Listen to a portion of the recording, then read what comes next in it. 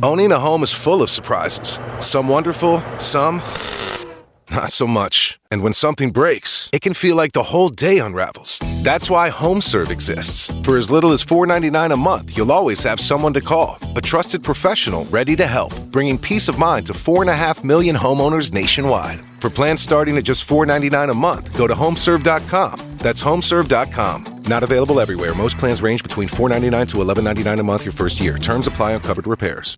This is Peter. And this is Tom. And you're listening to History Teachers Talking Podcasts.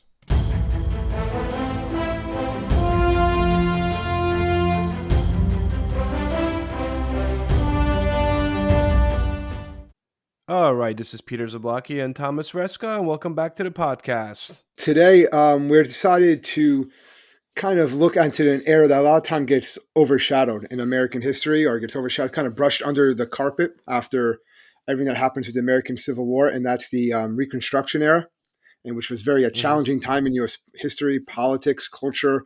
They went through huge amounts of upheaval and change, and not all the changes were handled very well, and a lot of it created a lot of other additional conflicts and bitterness, and it led to a lot of problems which had to be fixed 100 years later and still are not fixed today. I guess this is in lieu of February being Black History Month. We thought we wanted to do something that dealt with, Black history. And we kind of tossed a lot of ideas over, but we thought this was like a very big topic. And like you said, it's not often covered that much.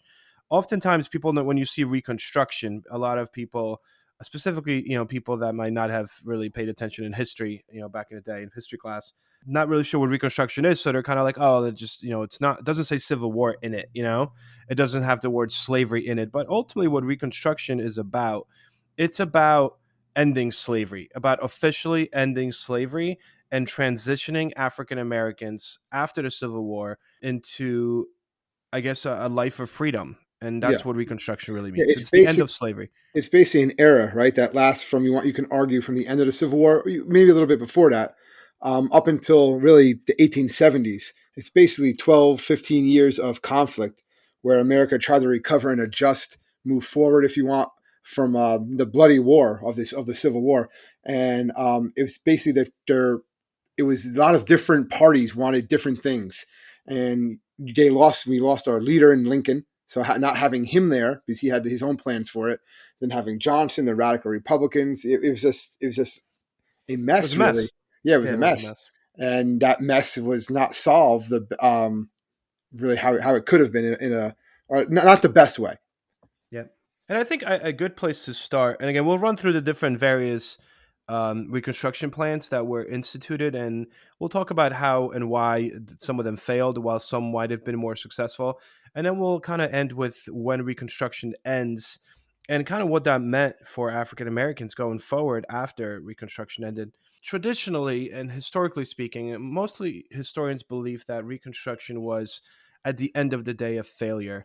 And it is the reason why the African Americans were unable to really come back into the fold of a mostly white society, and therefore resulting with a lot of discrepancies and a lot of racism going forward, and kind of what leads to eventually the civil rights movement. Well, yeah, if Reconstruction works out the way I guess it was originally intended to do, the civil rights era would have been that we know of, that we teach about, right? Non-existent. Wouldn't have to be, because it would be tied in the Reconstruction era. That would be when it took place 100 years prior, basically. Yep. So let's get going. I kind of want to start actually with Emancipation Proclamation. I think it's a good way to start because a lot of people, specifically my students even, there's a belief that Abraham Lincoln ended slavery. He took slaves away. He made slavery illegal through his Emancipation Proclamation. Yeah. That is actually incorrect. Which is a common misconception that a lot of people have. The Emancipation Proclamation is really something that Lincoln puts in place, but it's more of a military action, right, than anything else. Yep. And it's a military action used to hurt the South. And you can make the argument too, and I totally believe in this argument, to keep other countries out of the war on the southern side. That's another reason why the Emancipation Proclamation goes in place. But go ahead, P. I don't want to take your thunder there. Yeah. But you want to explain this is good. Absolutely. So as you said, right, it was actually Proclamation number 95. It was an executive order that's issued by Abe Lincoln on September 22nd of 1862 during the Civil War.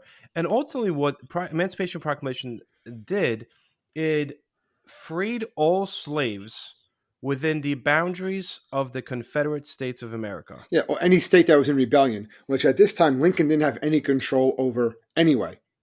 So Yep. all he's doing is freeing the slaves in areas of the country that he doesn't control. So really, Yeah. it really is just a proclamation. It's just something that he's saying.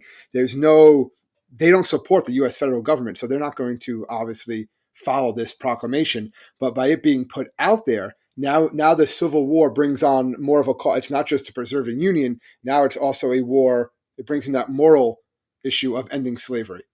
And Yes. that is what we said before. It's going to keep the British, the French, basically all the European powers out of this war because at this point they're against slavery and they're not going to come to the South's aid now. I guess we should also mention that, to take away slavery, and Lincoln said that when he was being elected, I can't take away your property. It's unconstitutional for government to take away your property per se. The only way that slavery could end is with an actual amendment. And that's what ultimately does it, right? Slavery ends Mm-hmm. with the 13th Amendment. It is not Lincoln's proclamation. It is an amendment. It is passed by Congress because Congress is the part of the government that actually makes the laws. The president's job is simply to enforce those laws. So it was Congress that ended slavery and not Abraham Lincoln, So right? yeah, and that narrative is wrong, but it's also a narrative that you can see how people make that mistake, and it does work a lot.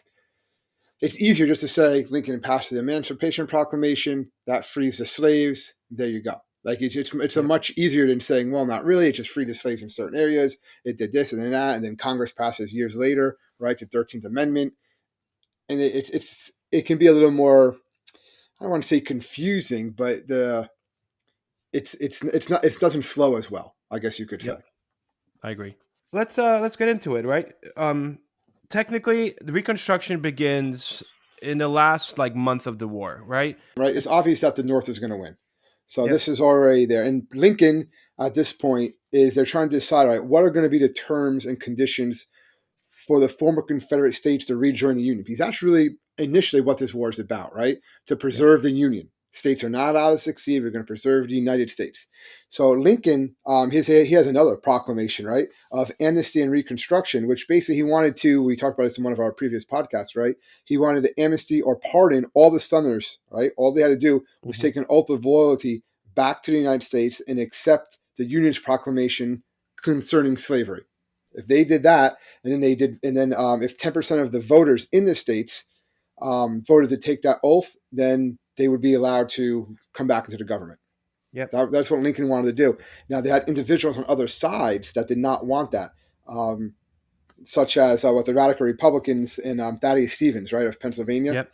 Charles Sumner, I think, of Massachusetts was another one. They didn't want to reconcile with the South. They wanted severe punishment for the South. There was calls by some of these senators, actually, you take every single Southerner who raised arms against the United States and you hang them. Like they literally Yep. wanted to do that to everybody. And all the senators and all of the people in government that went against, that left the United States, that walked out, that sided with the Confederacy, hang them. They are traitors to the cause, to the United States, and they should not be allowed to simply come back into the fold because now they lost. But Lincoln did not support that. He's like, no, we have to show compassion. We have to give them this amnesty because otherwise you're just going to have constant. He didn't want basically guerrilla warfare to pop up all over the Yep. South. That's what he was worried about. Yep. And he even said it famously in his second inaugural address, with malice towards none, with charity for all. Yeah.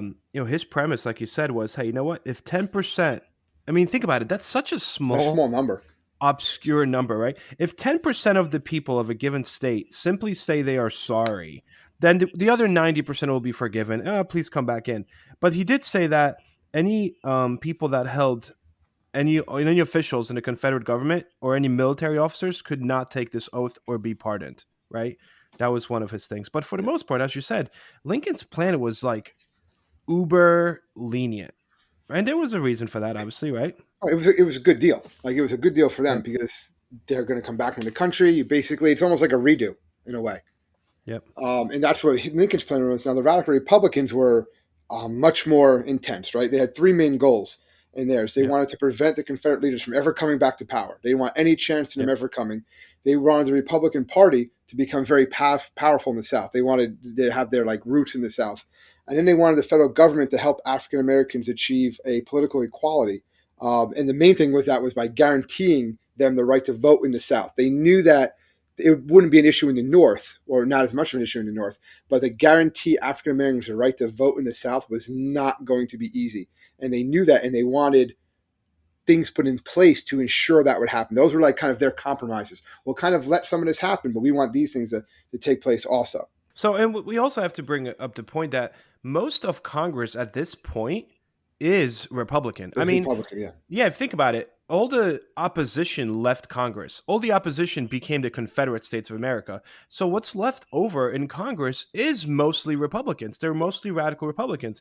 And now you have these, vanquished, I guess, mostly Democrats that used to be the Confederate States of America, and they want to come back to the Union. I mean, albeit not necessarily, but they're coming back to the Union, and Congress is made up of their opposition. And so the opposition is like, look, we're going to call the shots here, and how are you going to come back? Very, very Yeah, simple. you can come back, but it's going to be on our terms. And Exactly. one of those terms put in place, what was it called? The Wade Davis bill, right? Yep. That was introduced by Congress by basically radical and moderate Republicans. It wasn't just the radical Yep. Republicans. It was kind of a deal they could both agree on. Lincoln sees this, and it has a lot of things we just talked about. And Lincoln's like, no, this is too harsh. If we try to put this in place, it's just going to create more problems. So So he you want to actually, go over a little bit, like Wade Davis bill, right? It basically required a majority. That's the major difference, as opposed to 10%. It required a majority of the adult white males, right, in the former Confederate states to take this oath of allegiance to the Union, and then the idea was that each state was going to hold this convention before they would be readmitted, and in this convention they would have to officially abolish slavery, um, and they also had to deprive all former Confederate government officials and military officers the right to vote or hold office. So basically, it's like each state had to themselves punish their own military officers yeah, and and not giving them the right to vote while yep, giving African Americans, right, these former slaves, the right to yep, vote. Lincoln just knew that's not going to go over well. You're yep, taking vote away from some individuals, but giving it to others. It's just not going to as something that's going to go over very. It's going to be a tough pill to swallow, basically. So he vetoes it. Wait, he leaves it for a pocket veto by letting the not session of signing it, Congress right? expire without signing it. But Yeah. yeah, and that was one of the. And when that dies, when the Wade Davis bill dies, so does a lot of the Republican, the harsh Republican support for this. You know what it always got me thinking? Lincoln, it goes down as one of the greatest presidents of all time, and rightfully so, I think. However, I'm really curious what Lincoln's legacy would have been had he lived to implement his Reconstruction plan. I always tell my students this is that Lincoln is considered, and rightfully so, this larger than life icon, but he didn't have that type of clout when he was president. Yep. He was not well liked when he was president by a lot of people, even in his own party and in around the country. It really wasn't until after his assassination that people were like, "Oh man, this guy, we were lucky to have him," and Yep. he was very seen as this like great figure. And obviously, as the years have gone by, the narrative changes and things of that nature, and it really makes him into this. He's on Mount Rushmore on the money, like he's right up there with the Washingtons, right? Yep. But yeah, if he was still alive, would that have happened? I would think he'd still have to be a major point in history, but it would have been interesting to see what he would have done Yeah, because he especially because his plan was so unpopular with Congress, and also because Johnson, which we're going to get to in a minute, Johnson's plan is Lincoln's it plan, is Lincoln's plan, and but he also didn't Johnson have winds up getting impeached yeah because they think he's like a yeah terrible racist president. yeah. But Johnson also didn't have the skills that Lincoln had. Yeah, no, no. He wasn't the not only the presence, but he didn't have like those speaking skills. He didn't have the You know what's cool negotiation though? skills. What's cool with him too is that talking about like the quote behind every great man is a greater woman. His wife literally taught him how to read. Yeah, Do you know that? Like she taught him how to read. When they got married, and he obviously rose through the presidency of the United States. So God bless. Wade Davis bill, as you said, pocket veto. Lincoln is kind of clashing with his Congress, which is very much trying to say no. If anybody comes back, they come back on our terms. Meanwhile, while this is happening, there's a few things that are already being instituted in the South. Again, in like the last month of the war just ended. A few months following, on kind of what to do with all these freed men, these ex-slaves. And one of the first things that is created when Lincoln is still alive is actually Freedmen's Bureau. yeah. right? Because initially, what happened here is essentially um, there's so many freedmen that started following Sherman, General Sherman, actually, when he was kind of going and ravishing the South. A lot of African Americans abandoned their plantations. And what happened is Sherman eventually got a piece of land, right? About 30 miles of the coast from Charleston, South Carolina, um, going towards Jacksonville, Florida. And he kind of used this piece of land for African Americans. Like over a few months, like that became almost like a big camp of what to do with all these freed slaves. And there was a decision like, what do we do with them, right? How do we reintroduce them into everyday life as freed men? So this Freedmen Bureau, which is essentially a Bureau of Refugees, right, is was given a task of feeding and clothing these war refugees first and foremost, and then they did this using army surplus at first, right? Then in September of 1865, so the war's over. It provides about like 30,000 rations a day for the next year, and essentially is trying to just prevent starvation. Remember, all these people kind of left their plantations, just so excited that they're free now. But now That was it's like, well, horrific. where do we But go? it's they're free, but now what? Exactly, like where do we go?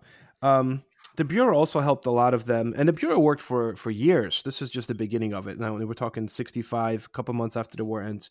They initially helped former enslaved people find work, right, on plantations, and negotiated labor contracts for them, um, like how much they would get paid, so on and so forth. And one of the things that comes out of this, which never happens during this era, early era of Freedmen's Bureau, is some people in the bureau are arguing this idea that all freedmen should be given 40 acres and a mule. I don't know if you remember that. Yes. That was like one of the famous speeches of Malcolm X. 100 years later, he's like, I never got my 40 acres and a mule. However, the idea here would violate individual property rights, so Congress rejects this idea of confiscation because the 40 acres and a mule that was supposed to be taken from Confederates, ex-Confederates. So the idea was we'll take these plantations of Southern men and we'll divvy up their land and give 40 acres to each slave. And Congress rejected it, saying that it violates individual property rights. But the biggest, I think, key of the Freedmen's Bureau is what they do with regards to education, right? I mean, that's kind of what I got out of it is that Freedmen's Bureau was instrumental in educating African Americans. Well, they realize That how was important having that education Yep, education is. Like Booker T. Washington was a major force in that, right? He huge. worked to help them find jobs and get education. He realized if they're going to break just their where they are, that ceiling that they're in society as being former slaves, which a lot of them didn't have a very good education or couldn't Or read or none, write yeah. or none at Yeah. all, right? That if they wanted to change that, their lot in society, they were going to need that education. That was going to be an important tool. Yeah, it said that by 1870, so within 5 years after the Civil War, some 4,000 schools and 9,000 teachers, they say roughly half of them were African American teachers, actually from the North, taught about 200,000 former slaves of all ages. And that just shows the importance of education. By 1870s, Reconstruction governments built like a comprehensive public school system. By 1876, about 40% of all African American children, that's roughly 600,000 students, attended school. And all that starts off technically during Lincoln's presidency, working together with Congress on this idea of Freedmen's Bureau. But then Lincoln gets shot, Yes, that kind right? of throws a wrench in everything. Yeah. So Lincoln gets shot, and President Johnson. Just quick background on President Johnson. So Johnson is a kind of one of those accidental presidents. First of all, he's a Southern Democrat, right? So again, Lincoln is like the Republican guy, the face of the Republican Party, anti-slavery Republican North Party. Andrew Johnson is a Southerner, right? He's from Tennessee, and he used to own slaves, and he's a Democrat before the Civil War happens. But what really kind of redeems him is that when Tennessee secedes from the Union, Johnson chooses to remain loyal, right? He stays in the Senate as a senator, and that kind of makes him more or less like a hero in the North, right? And then eventually, when Union troops advance into Tennessee in '62 and take Tennessee back, Lincoln appoints Johnson as the military governor of that state. And then when Lincoln is running for reelection, which is often the case, same thing with, which is ironic because that's kind of what the other Johnson was chosen for. 100 years later, is to get Southern votes.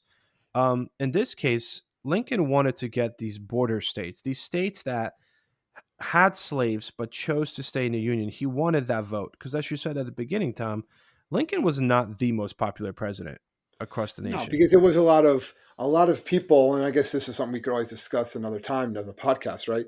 Nah. They saw that this Civil War, no one thought it was going to be going on this long.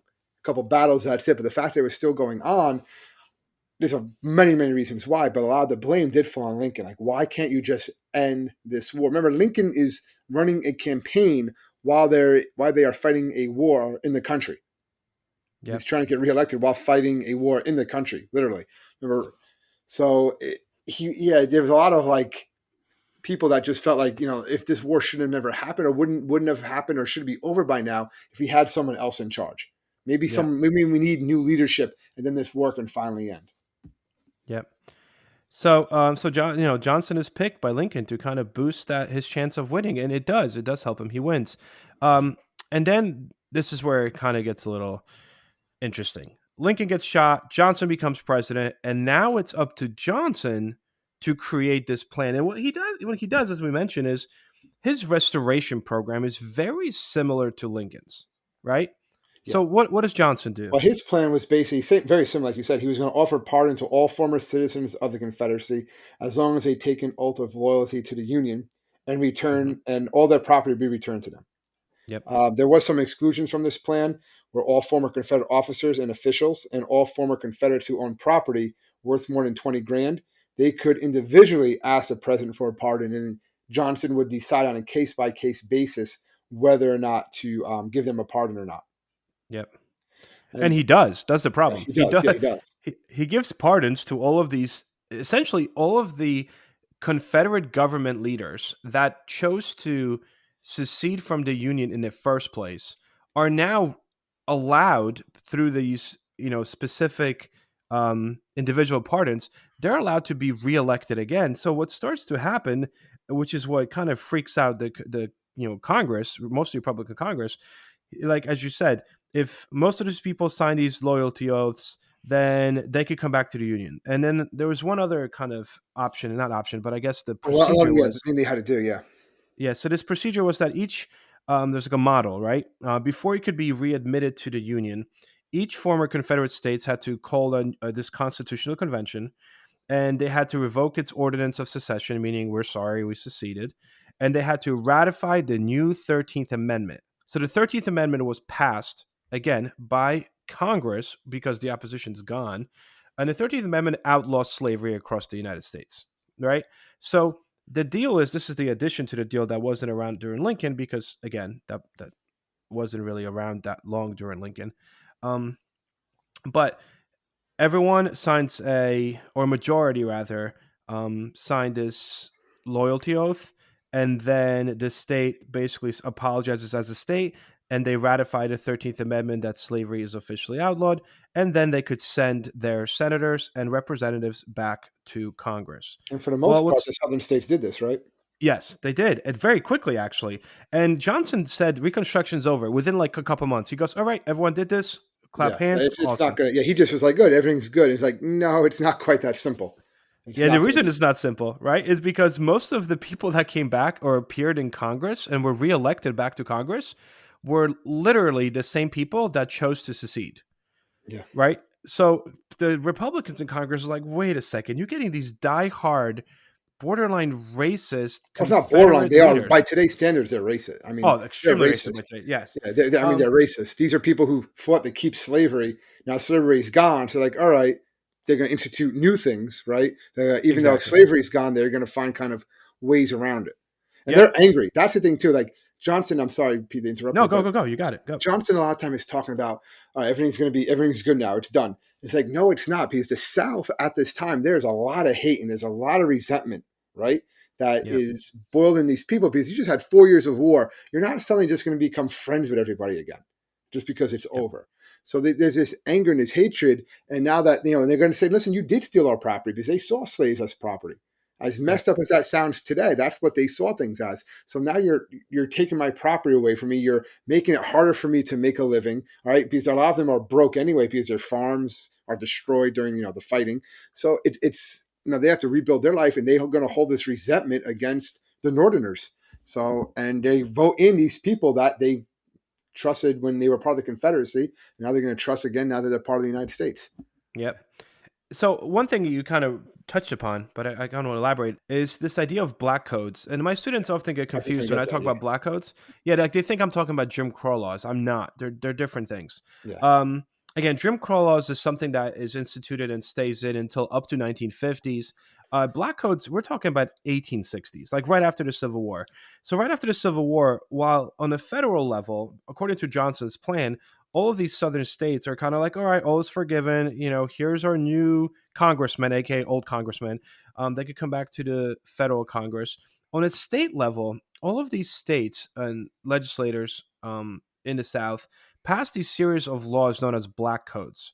And the idea was, okay, so slavery is outlawed because they agreed to the 13th Amendment, but that doesn't mean you can't still subjugate blacks, which is where the black codes come And into it play. basically limited their rights Absolutely. as individuals, okay? And they were put in place, and they varied from state to state. So what they had in Georgia was very different from what you have in Mississippi and Texas. So they were different depending on the state. Yep. But a lot of them was basically to make sure that they could not vote, or basically almost put them in a state of a lot of times like a state of indentured servitude, right? That Yes. all right, you're going to come, you're going to work on the plantation again, and we're going to pay you, but it's not going to. But you have to pay for your housing, you have to pay for your Exactly. food, you have to pay for your tools, and we'll just take that out of the paycheck that we give you. And really, so a lot of these African Americans get the exact same, are in the exact same conditions that they were during slavery. They were They went back to free. the same plantations. They were back to the same places. They couldn't Yeah. find anything else. That's something that the Freeman's Bureau and stuff that was trying to prevent, but they couldn't do that for everybody. And Hmm. some saw no other options. That right now I'm going to go keep on working the fields. I am a free man. They can leave if they want to, but could they really? Yep. Economically, they had nowhere else to go, Yeah, and and that's and sad. That's sad. it's it was terrible. It was basically slavery by another name. I'm to the point Yeah, that if you were not employed, some of the black codes, right, Mississippi specifically and South Carolina, if you were not, if you did not have written evidence of employment, you could be arrested, and then you could be essentially given away as like an apprentice, like apprenticeship kind of thing, where they would force you to work. If you were black, you had to be employed. And then, as you mentioned, right, you were mostly employed in the same plantation, and they like fake paid you because, like, well, we would pay you, but there's slave quarters now. That's like your house. You got to pay for that. yeah. Oh, the food you used to get, well, you got to pay for that That's now. how it So was you're your working clothes. for It free. was the tools. It was everything. Yeah. Yeah, and they were able to be beaten. That's a whole nother thing, right? Um, so in South Carolina, right, law prohibited black people from holding any occupation other than farmer or servant. And if you wanted to be something different than a farmer or servant, you had to pay an annual tax of close to $100, which is impossible to have for a former slave, right? At the end of the year. Um, Also, you had so another idea that was here that if you were in any way, shape, or form leaving a plantation, if you were under a contract, you could be whipped. Again, like this is supposed to be not slavery anymore, but this is But slavery. it is. Yeah. And last one, if you were a child below of the age of 16, I think, and your African American parents were, or one of them was not employed and it could not show employment, then you would be taken away from your. You were considered like your parents were unfit because they couldn't raise you properly, and the state would take these children, and basically make them orphans, and they would put them again as like an apprenticeship kind of thing, where they would be doing work without any compensation whatsoever. It's just insane. So all this stuff is This going was on under loud. Johnson. And all this happened, and this enraged the Northerners. Yes. So they were like, no, this is not what we fought this war for. This is not what it's. This is not going to happen. And Johnson just lets it happen because again, Yep. he doesn't want there to be another civil war. He doesn't want there to be any more violence militarily wise, right? Even though there's violence against African Americans, he's kind of like, well, that's just that's a growing pains, right? It's just Yep. something that the country's going to have to endure.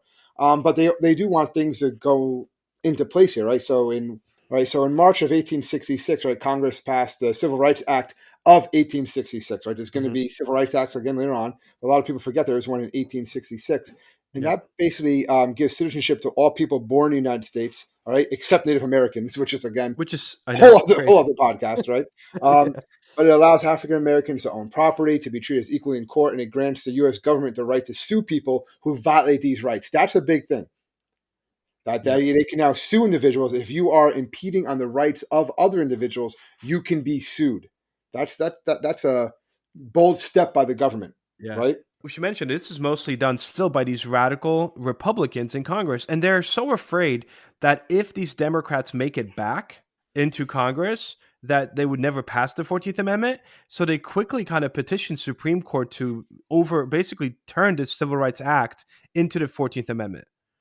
Like the Civil Rights Act of Yeah, it becomes 1866 the 14th Amendment, basically. Yeah. becomes this 14th Amendment. Which changes a little bit, right? That's basically what it grants citizenship to all persons born or nationalized in the U.S. Yeah. And that there's basically no state could. This is the big thing with it, right? That no state could deprive any person of life, liberty, or property without due process of law. Yep. Obviously, if you're found guilty of certain crimes, they can be taken away. No state can deny any person equal protection of these laws, and that happens. Congress passes that in June of 1866, and the states have to go ratify it, and that's a major issue in the congressional election of 1866. And Hmm. Johnson was actually against the 14th Amendment. He wanted the Northern voters to elect a new majority in Congress that would support his plan for Reconstruction. But because of a lot of the increased violence against African Americans and their supporters, up in the South, that the Republicans actually won a 2-1 majority in Congress because of that. Yep. So, and that's also going to lead to the impeachment trial, right? Yep. Military Reconstruction, March 1867. Congressional Republicans passed the Military Reconstruction Act. At that point, now they could kind of do this because all of these moderates just became these radical They Republicans. become radicals because of the black codes. The black codes just Yes. enrage them that they're like, all right, we can't compromise with these Democrats at this point. We can't compromise with Johnson. That Lincoln's dream is this is not what Lincoln wanted, and we're going to wind up right where we started from if we don't take action now. That's basically what they're Yep. arguing, what they're saying. So they ignore Johnson's program. They basically go back to all these states that Johnson said, yeah, you could, you're good. Reconstruction is over. You could come back to Congress. And Congress says, nope, you're No, not coming no, back. you're not. Yeah, They except for completely, Tennessee, right? yes, Tennessee's the only one because they actually They ratified the 14th they Amendment. ratified the 14th Amendment with no issue. Yeah. Yep. So Tennessee comes back, which is ironic considering, Johnson, but is from Tennessee. But it wipes out Johnson's program altogether. And they're like, we're starting from scratch. And this becomes known as military reconstruction. It is 1867, and it's already the third reconstruction plan And this in is really the in like a year and a reconstruction. half. You know This what I is the mean? reconstruction that people know. Like if you study this is the one that people are aware of. This is one that when they think reconstruction with the military occupation, right? The northern troops there. Yeah. So what is it, Tom? What's Well, this military reconstruction? basically each former state now has to hold another one of those constitutional conventions, right? That we talked about Hmm. before. They have to write a brand new constitution, and Congress has to accept it. So basically, they're doing like rough drafts, and if Congress says no, you better add this, this, or this, they reject it. You're still not accepted back into the Union. Yep. And each constitution had to give the right to vote to all adult male citizens. So again, women, sorry, okay, that's going to take a Yeah. while. No. All right. We should do like a women's right 19th Amendment Oh yeah, absolutely. podcast. We have to get into all those. Absolutely. And it's always when you see that it's all adult male. Okay, fine. Like it's just like we're fighting for everyone's rights, but just male rights. Let's not get too crazy here, right? So Yeah. again, that's the mindset that we're dealing with. And anyway, the Constitution had to give the right to all the male voters, adult male, and after the state ratifies its new Constitution, it had to ratify the 14th Amendment. 14th Amendment, and the state could elect people to Congress after that. Yep. And the Republicans fear that Johnson would refuse to enforce this act. That was what they were really worried about. Yep. So, because of the fact that they feel like Johnson's going to screw this up altogether, so they don't trust Johnson. However, they do trust his Secretary of War, Edwin Stanton, right? And because he officially agrees with this plan. And so this is Secretary of War under Johnson, but he agrees with the radical, military reconstruction plan. And also, General Ulysses S. Grant, who's like the head of the army at this point, also supports this plan. So these guys are like, all right, well, Johnson's not going to support it. He's going to try to, basically veto the crap out of this. So they're like, why don't we bypass Johnson? So, what they do is they pass these two acts. Congress passes these two acts. Well, first one is Command of the Army Act, which requires that all orders from the president to go through the headquarters of the general of the army or Grant's headquarters before they are issued, even though he's a commander in chief. I'm not even sure if that's a constitutional, amendment, but not amendment, law, I but don't they even know if it's passed it. constitutional if it'd be allowed. Like that could probably Right? be argued. Yeah, like Yeah. it was basically they're trying to mess with Johnson. And the second one is the biggie here, the Tenure of Office Yes, Act. that was a big thing.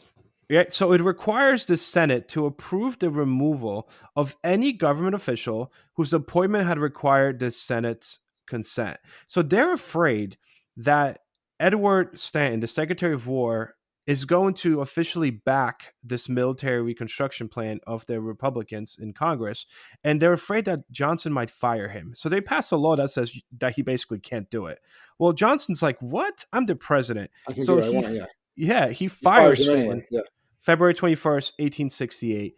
And that's when, first of all, this is funny because Stan like barricades himself inside his office and refuses to leave, leave. right? He's like, I'm not going anywhere. You can't fire me. And he's saying Johnson's like, no, you're fired. Get out.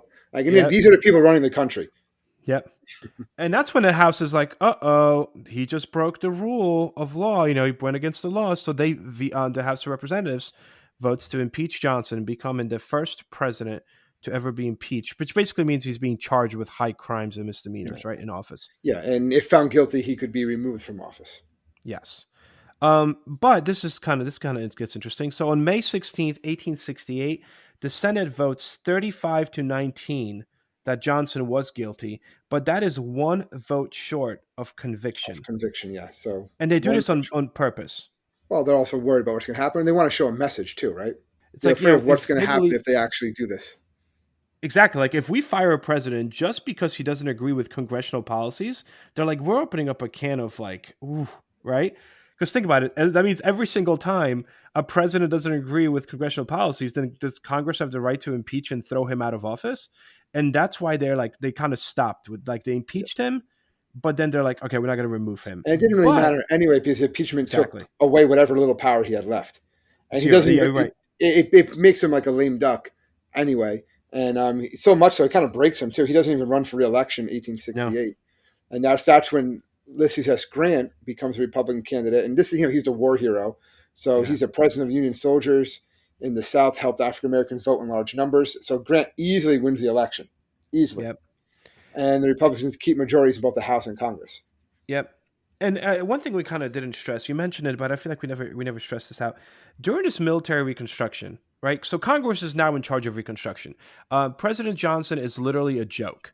Ulysses S. Grant becomes president, and Ulysses S. Grant basically believes that the president's job is to kind of just enforce laws passed by Congress. So Congress still runs the show. Congress literally runs the United States government actually for like the next probably 15, 20 years, which is why there's so many presidents during this time that no one remembers because they're known as like the string of forgotten presidents, because Congress had so much more power. Today, when we think of the government, federal government, we always think of the president, like the leader, the face of the nation, the one that makes all the decisions. But in reality, it's not. It's obviously there's three branches in our government. Well, in this case, it was Congress that was boss, right? But what we need to kind of mention is the fact that Congress broke the Confederacy rather into five military Sections. districts, right? It takes So time before they all come back. yes, and these five military districts are the union. There's a union general that is placed in charge of each district. This is an occupation of the South. Yeah, by Northern troops. They are Literally they are in towns. They are in the cities. They walk the streets, and this is one reason that again, this is building for I like don't 10 think years, by the way. Yeah, For like Lincoln. 10 years. I think you talked about before earlier about Lincoln being alive. How would he have done it? I don't know if he would have sent troops into the South like this, and if he did, I don't think he would have wanted them to be there this long. Definitely, Yeah. maybe to go and enforce to ensure that African Americans are getting certain protections. I could see that. You can make that argument, but for the duration, not obviously he wouldn't have still been president anyway. But Yeah. the duration and the extent at which they were there, which the longer they're there, it's just making more and more resentment. Yeah. We know it's funny. He could have been president because Yeah, the there was no 22nd amendment Amendment against it. wasn't a thing yet. Yeah, but Lincoln is a great example. I used to say this to my students. If you look at a picture of Lincoln before Oh, he was man. president and then after he was president, just the stress. And you can see there's a lot of presidents. If you go look at Yeah. what they were, I'm not granted it's 8 years. Sometimes people are going to age a little bit, but the stress of the job, I mean, it ages you. And Lincoln is a Yeah. great example of that. If you just look at Lincoln, a picture of him in 1860 and a picture of him in 1865 before he's put to death, excuse me, before he's Put assassinated, to put death. to death. Yeah, anyway, it's Well, I been a mean, long I day, guess, but yeah, in a way, but yeah, he you can see the stress, you can see the age that the aging that took place because of hardship of leadership. yeah. So we have this military rule for like 10 years. You literally have soldiers in the South that are ensuring and making sure that these states are doing the right thing according to this Republican rule. And as such, once they do the right thing, they are eventually readmitted to the union. And for the most part, most of these states come back. They do come It back. takes time. Yeah. Well, the one main thing they have to do is they have to accept the 14th Amendment and the 15th Amendment, which is Yep. guaranteeing the right to vote, that it can't be denied on account of race, Yep. color, or previous servitude. And that becomes part of the Constitution, 1870. But the states have to agree to this. And there's 4 states that it takes a bit of time. They don't get readmitted actually until 1870. And Yeah. that's Virginia, Mississippi, Texas, and Georgia. It takes a while for them to finally agree to this 15th Amendment. That's really what it is.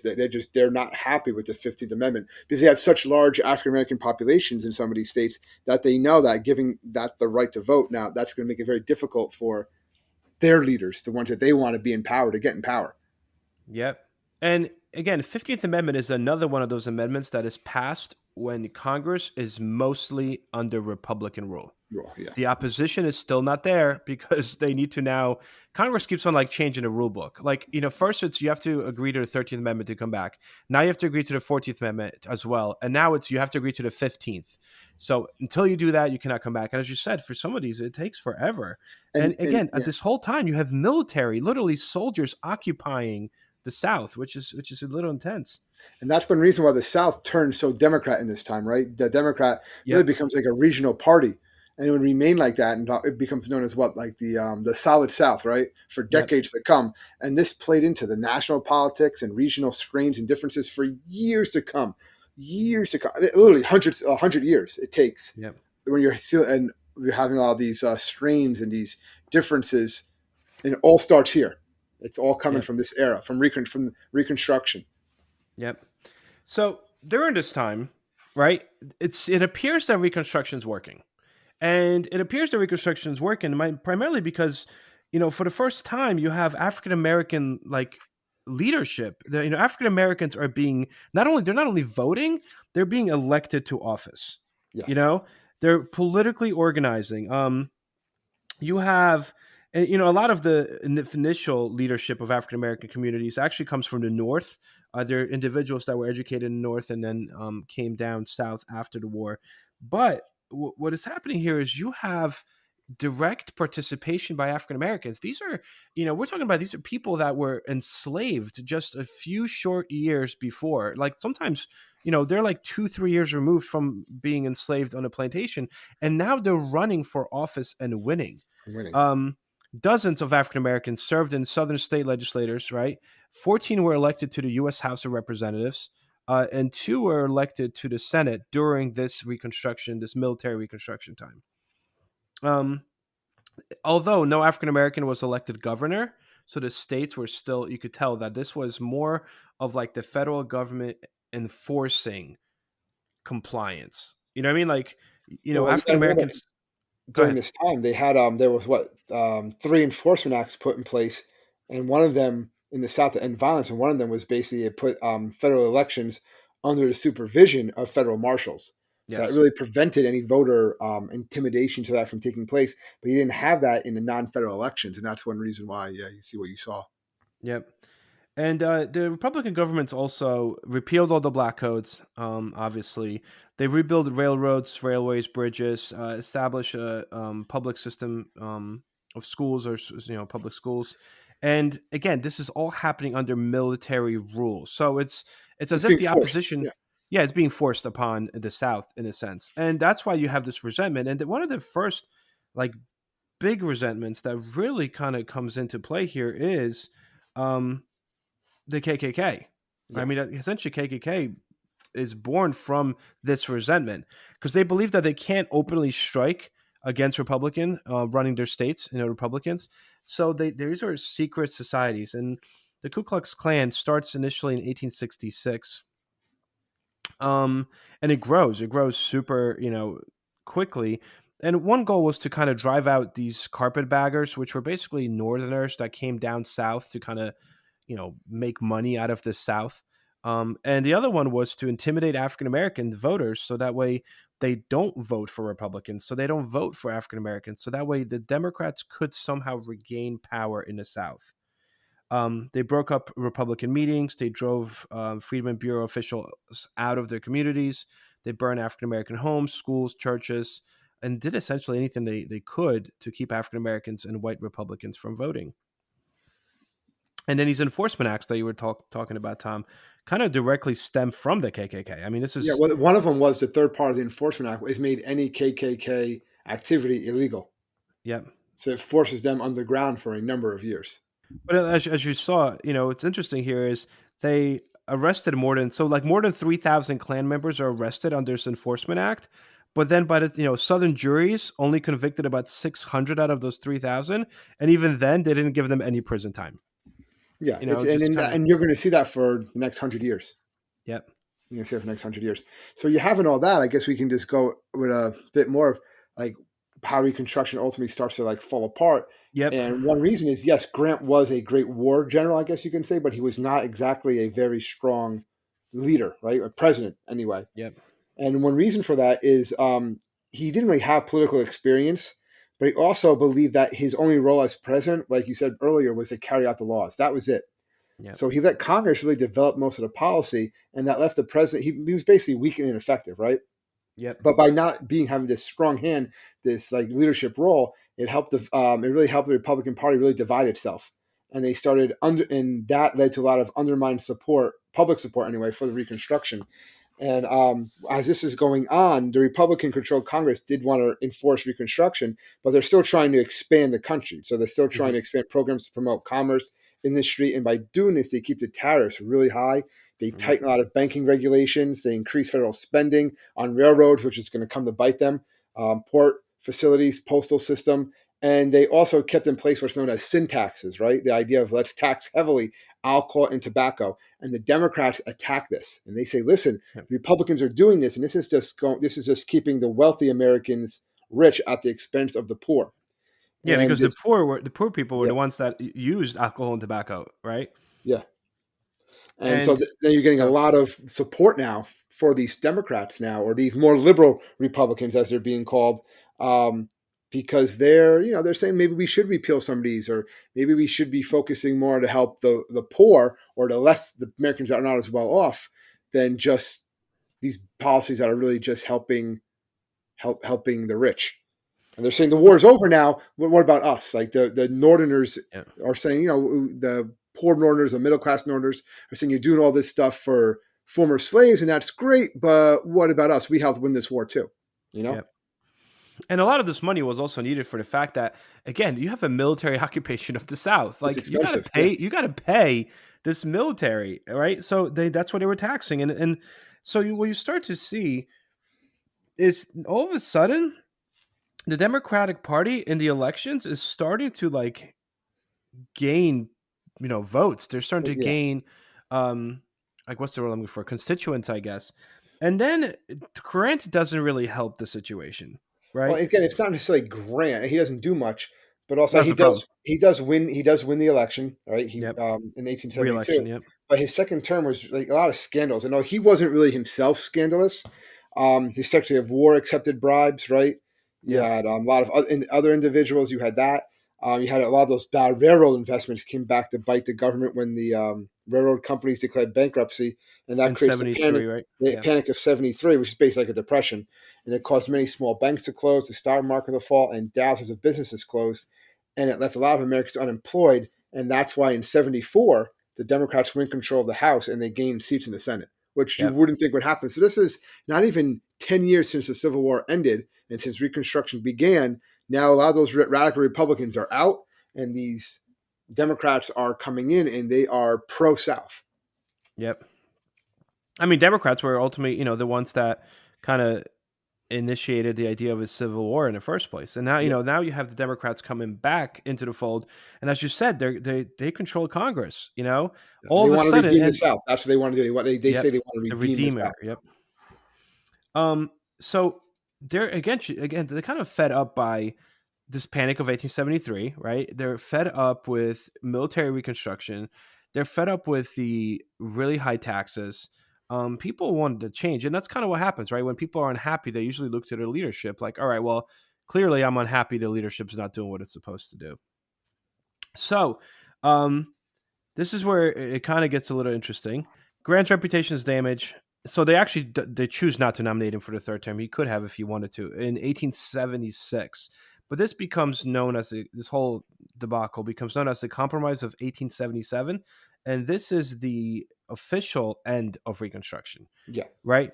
So in 1876, the Republicans nominate Rutherford B. Hayes. He's a former governor of Ohio, and they say that he's kind of like he's like a Jimmy Carter of his time, like no scandals, very like proper, and no one can pin anything thing Yeah, on he him. wants to end radical reconstruction. He says that. Yes. He says, if Right. I'm going to end this radical reconstruction, it's time for the country to move on, basically. Yep. So the Democrats nominate Samuel Tilden, wealthy corporate lawyer from New York. He was a governor of New York. Well, on election day, Tilden wins the election, right, with 184 electoral votes. But at that time, that is one short of a majority. And they And said it was Hayes, a lot of election fraud, right? They couldn't really tell who actually won. yeah, so Hayes won 165 electoral votes versus the 184 of Tilden. So there was like 20 votes in dispute, right? And 19 of the votes were in three southern states where Republicans still controlled. So Louisiana, South Carolina, and Florida. And there's, like you said, so much election fraud that no one really could tell like who won this presidency. So Congress appoints this 15-person committee, and the committee is actually made up of more Republicans than Democrats, but it's made up of senators, House of Rep members, as well as Supreme Court justices.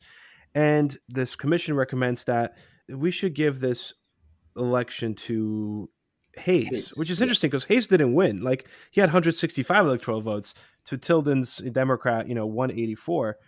So there's this big debate, and Southern Democrats actually join with Republicans in a Democrat-controlled House of Representatives, and they kind of vote to accept this commission's findings. They're like, "All right, you know what? We'll literally give this election to Hayes," and Under that's the one condition. compromise. Well, Yeah. what's So the what's the condition? condition? Well, the Go ahead. condition is, all right, we will give you the presidency. You will become president of the United States, but you have to agree to pull all federal troops out of the South, which basically Yep. means you leave the South, and then whatever the Southerners want to do when it comes to African Americans and their rights and stuff like that, it's going to happen because they're not going to be protected by federal troops anymore.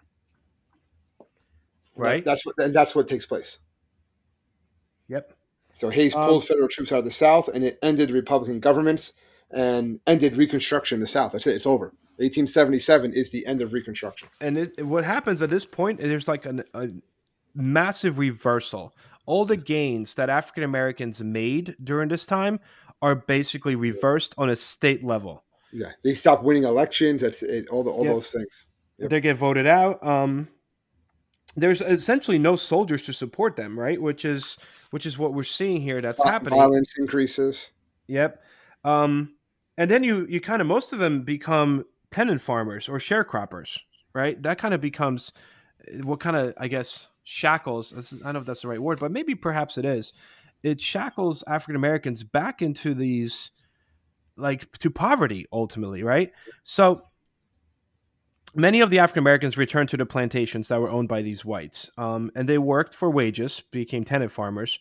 But because they couldn't really afford to pay, they didn't make that much money for this rent. They became sharecroppers. So what that meant is that they didn't pay their rent in cash; they paid their share in crops, and often as much as like one half to two-thirds of all of their crops were given to these white farm owners, as a sharecropper.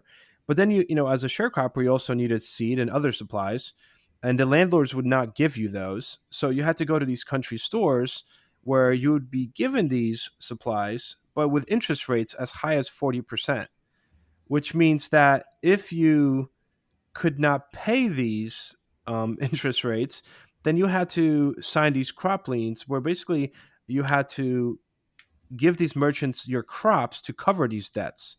Ultimately, you're in so much debt that It's it's economic slavery, is what it yeah, it's basically literally is. economic slavery of African Americans It's a way to in the go South. around. It's a way to keep the African Americans where they are. It's a way to basically call Ensure that they ensure, don't yeah, succeed. Yeah. basically a way to enslave them without calling it slavery. And Yes. they're going to put in all those new, similar type of black codes are going to go into place.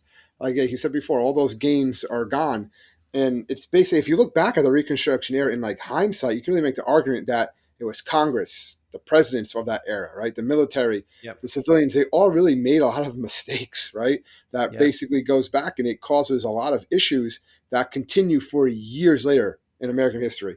Yep. Like we said, like if they just would have fix the issues there, address the problems. And I get it was hard because these people are, they just fought in a war 10 years before. Now you're expecting them to be friends more or less, right? It's just Yeah. not going to happen. It's not going to be that simple. It's not going to be that easy.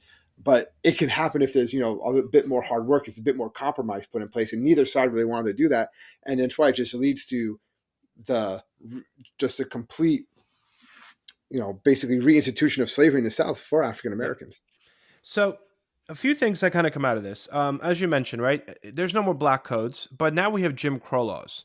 Yeah. So as all these southern states, and Jim Crow laws are down south, they're not necessarily in the north. These are state laws. So Jim Crow laws are state legislation. It is not federal legislation.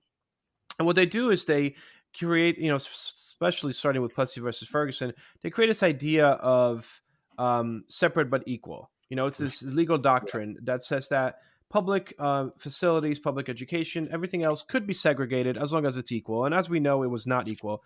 No, Perhaps we should do a sequel to this podcast and do the civil rights movement, which basically civil rights movement is Reconstruction Part 2. it's almost reconstruction, like what is promised, right? Yeah. You're picking up where it left off, and you're trying to really fulfill those promises of the Reconstruction era. Yep.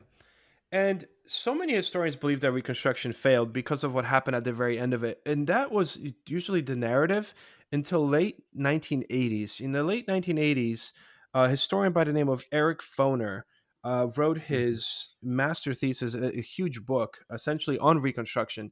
And Eric Foner was the first modern historian to say, actually, Reconstruction was very successful. And he said, don't look at it in what happened at the very end. Look at it at what it left behind. And the point that he brought up is that if there was no military reconstruction, right? If Congress did not stop the readmitting of the southern states back into the Union, they would have never, ever in American history passed the 13th, 14th, and 15th Amendment if That's a the legacy, opposition really. was there. That's a legacy, I guess you can argue, of the Reconstruction. Is Yep. yes, you can say it failed because it didn't fully reconstruct the country, but it does lay that groundwork. Without the 13th, 14th, and 15th Amendments, There's no civil rights movement. you can't There's no have the civil civil rights rights movement. movement in the 60s because you don't have that foundation. Yeah. Yep.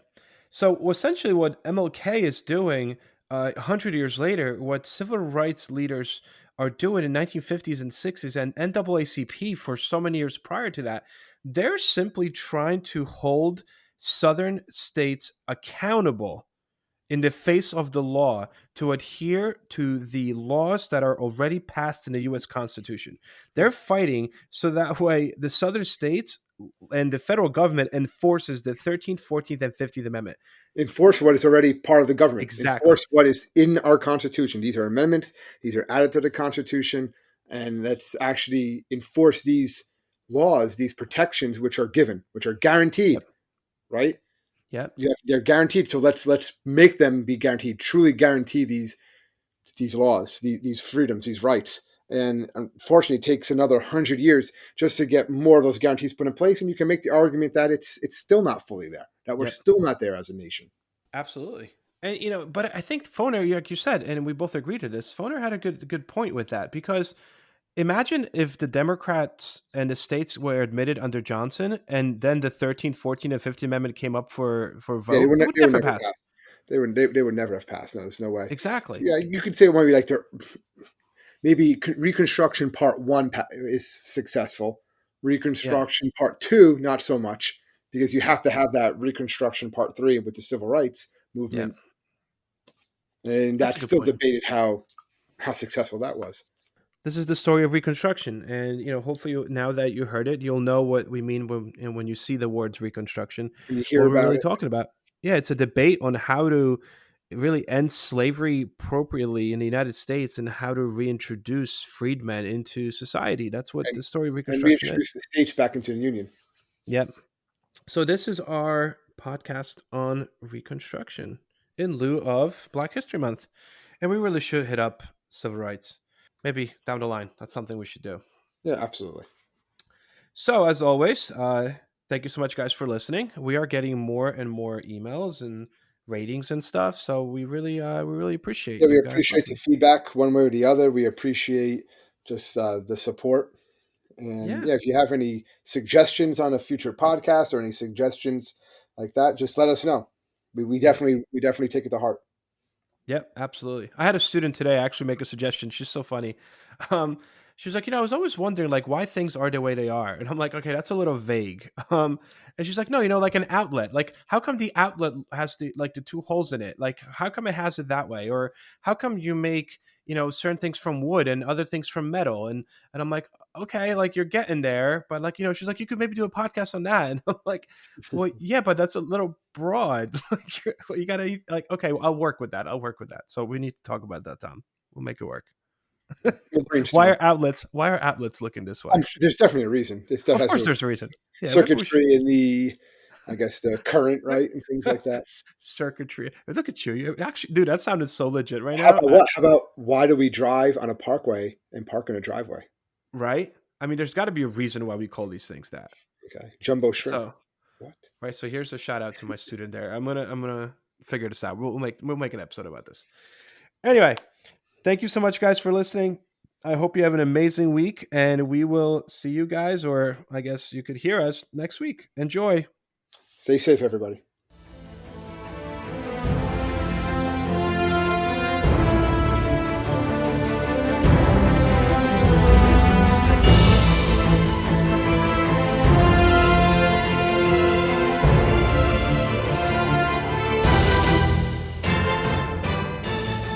I hope everyone enjoyed our podcast, and if you would like to email us, you can do so at historyteacherspodcast@gmail.com.